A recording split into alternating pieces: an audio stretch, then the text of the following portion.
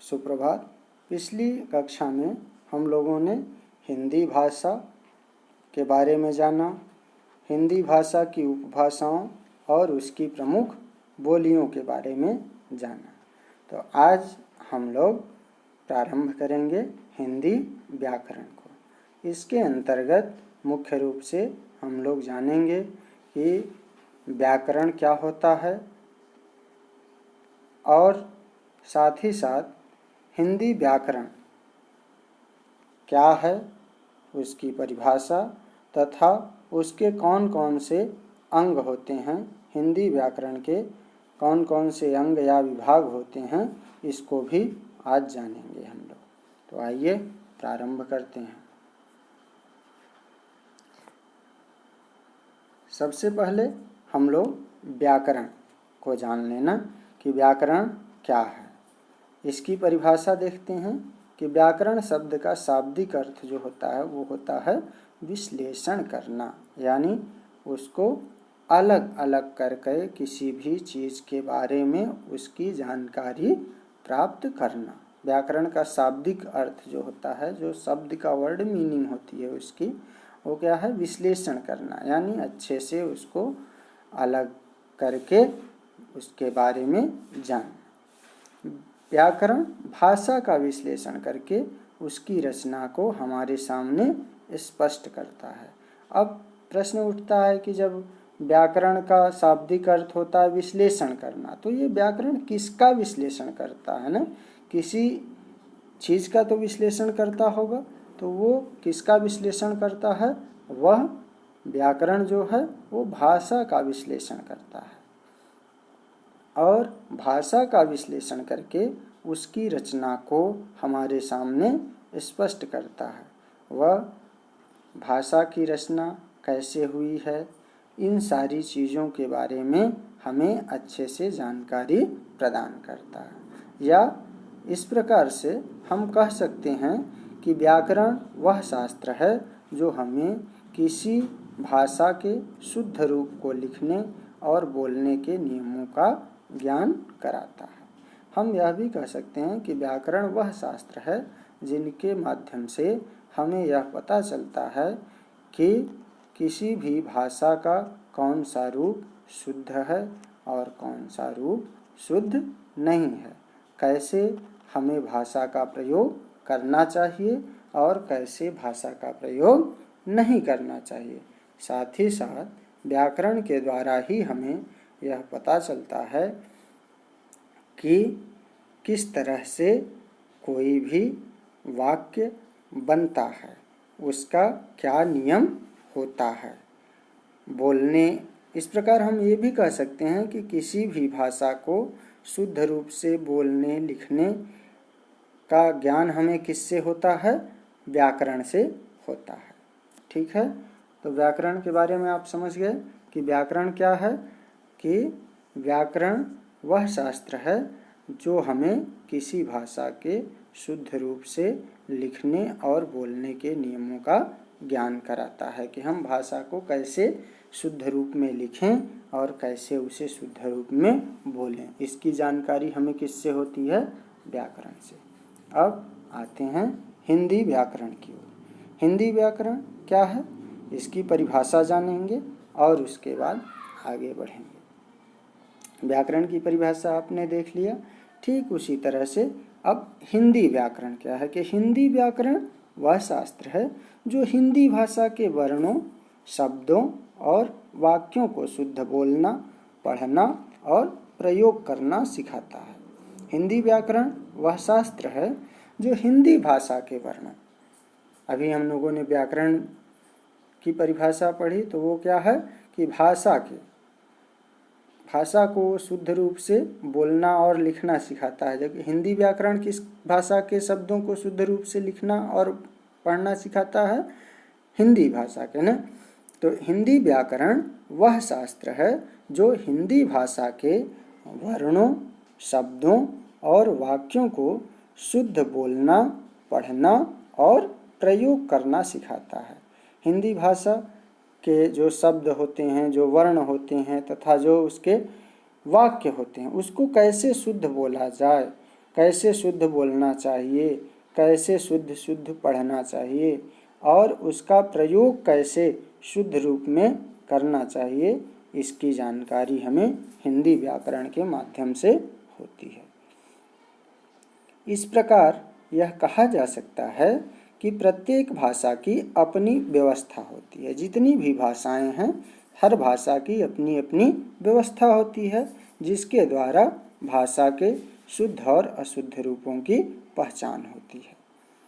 इस प्रकार हम यह कह सकते हैं कि हर भाषा की अपनी अलग व्यवस्था होती है, जिसके द्वारा भाषा के शुद्ध और अशुद्ध रूपों की हमें पहचान होती है तथा इसके माध्यम से ही हम भाषा का मानक प्रयोग सीखते हैं। तो ये जो नियम होता है, जो ये कायदा कानून होता है हर भाषा का, उसे ही हम व्याकरण कहते हैं। इसी तरह से हिंदी भाषा के भी कुछ नियम और कानून हैं, उसे हम हिंदी व्याकरण कहते हैं। अब आते हैं व्याकरण के बाद कि इसका कुछ महत्वपूर्ण जो चीज़ें हैं उसके बारे में भी जान लेना जरूरी है। जैसे ध्वनि। ध्वनि क्या है? भाषा का मूल आधार है, क्योंकि ध्वनि से ही भाषा का निर्माण होता है। यानी मूल जो है, बेस जो है, वो क्या है? ध्वनि है। और यही भाषा की जो है सबसे छोटी इकाई भी है। यानी ध्वनि जो है वो भाषा की सबसे छोटी इकाई भी होती है। अब ध्वनि क्या होती है कि हमारे मुंह से जो कुछ भी आवाज़ निकलती है ना, वो क्या है? ध्वनि है। जैसे क, च, ख, ग, म, कुछ भी हम बोलें किसी भी तरह की, यानी मुंह से जो कुछ भी निकलता है हमारे, वह क्या है? ध्वनि है। लेकिन अब सोचिए कि ध्वनि है तो ध्वनि तो निकली, अगर किसी ने सुना तो ठीक है, लेकिन जब उसी ध्वनि को लिखित रूप में व्यक्त करने के लिए हम कुछ चिन्हों का प्रयोग करते हैं ना, उसी ध्वनि को जो हमारे मुंह से निकलती है उसको लिखित रूप में व्यक्त करने के लिए हम क्या करते हैं? कुछ चिन्हों का प्रयोग करते हैं, उसे वर्ण करते हैं। जैसे सपोज करिए कि हम बोल रहे हैं च, तो अब उसको ऐसे लिखेंगे ना, ये च। फिर हमने बोला ल, अब मुंह से बोला, उसको हम लिखेंगे कैसे? यह ल हो गया। ठीक है, तो ये क्या है कि जब हम ध्वनि को बोलते हैं और फिर उसे लिखित रूप में व्यक्त करने के लिए जिन चिन्हों का प्रयोग करते हैं उसे वर्ण कहते हैं। उसे हम क्या कहते हैं? वर्ण कहते हैं ना, ये वर्ण है। तो च और ल क्या होगा? वर्ण हो गया। ठीक है, तो ध्वनि जो होती है वो केवल मुंह से निकलती है, और जब ध्वनि को लिखित रूप में हमें व्यक्त करना होता है तो उसके लिए कुछ चिन्हों की आवश्यकता होती है ना। तो ध्वनि को लिखित रूप में व्यक्त करने के लिए जिन चिन्हों का प्रयोग करते हैं उसे हम क्या कहते हैं? वर्ण कहते हैं। और वर्णों के मेल से क्या बनता है? शब्द, तथा शब्दों के मेल से वाक्य बनता है। वर्णों के मेल से शब्द बनता है। जैसे हम देखें कि वर्ण क्या हैं। अभी मैंने बताया कि अलग अलग जो मुंह से ध्वनियाँ निकलती हैं वो वर्ण है। जैसे मेरे मुंह से अभी निकले कि क, फिर ल और म,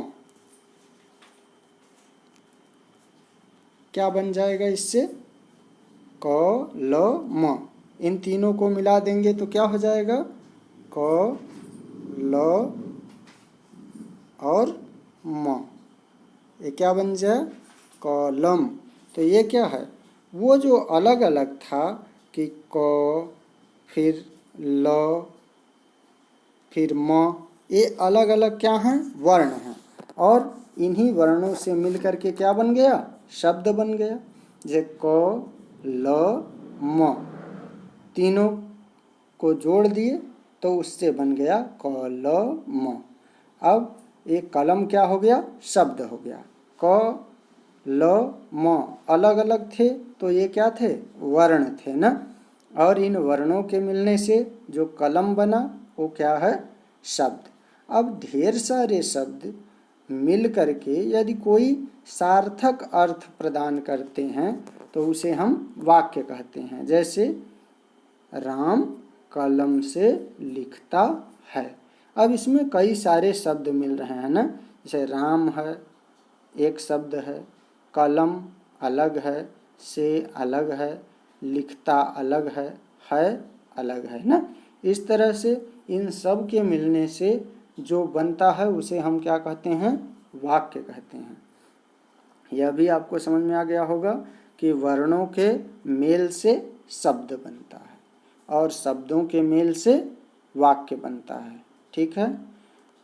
अब भाषा के इन मुख्य तीनों के आधार पर ही व्याकरण के 3 अंग माने गए हैं। भाषा के ये 3 मुख्य आधार कौन कौन, वर्ण, शब्द और वाक्य, ये 3 है ना, क्योंकि वर्णों से शब्द और शब्दों से वाक्य बनता है। तो इन तीनों के आधार पर ही व्याकरण के 3 अंग या विभाग माने गए हैं। वो व्याकरण के 3 अंग और विभाग कौन कौन से हैं कि व्याकरण के मुख्य 3 अंग या विभाग जो हैं वो हैं, पहला वर्ण विचार, दूसरा शब्द विचार और तीसरा वाक्य विचार। यानी व्याकरण के 3 अंग या 3 विभाग कौन कौन, वर्ण विचार, शब्द विचार और वाक्य विचार। अब हम बारी बारी से एक एक के बारे में भी जानेंगे कि किसके अंतर्गत क्या क्या अध्ययन किया जाता है, किसको किसको रखा जाता है। पहला वर्ण विचार। वर्ण विचार के अंतर्गत वर्ण, वर्ण के भेद, उसका उच्चारण, उसका आकार तथा उनके मेल के नियम आदि के बारे में विचार किया जाता है।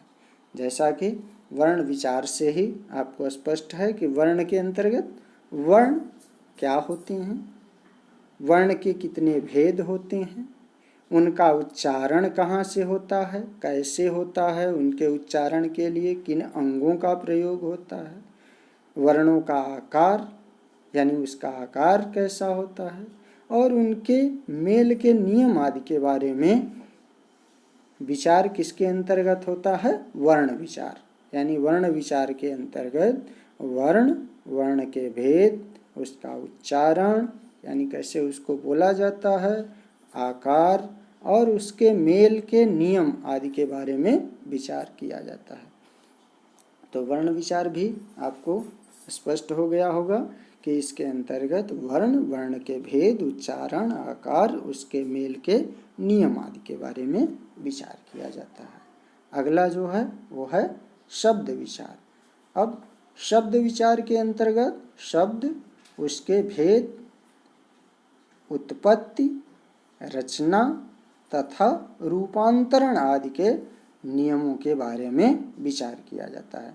शब्द विचार के अंतर्गत क्या क्या हम लोग करते हैं, शब्द विचार के अंतर्गत शब्द, कोई भी शब्द कैसे बनता है, मैंने पहले ही बताया कि शब्द जो बनता है वो कैसे बनता है, वर्णों के मेल से।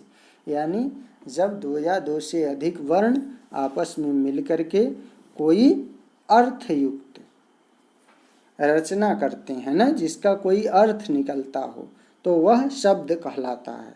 अर्थयुक्त क्यों, अब जैसे मैंने बताया था कि 3 मिल करके कौन कौन, क,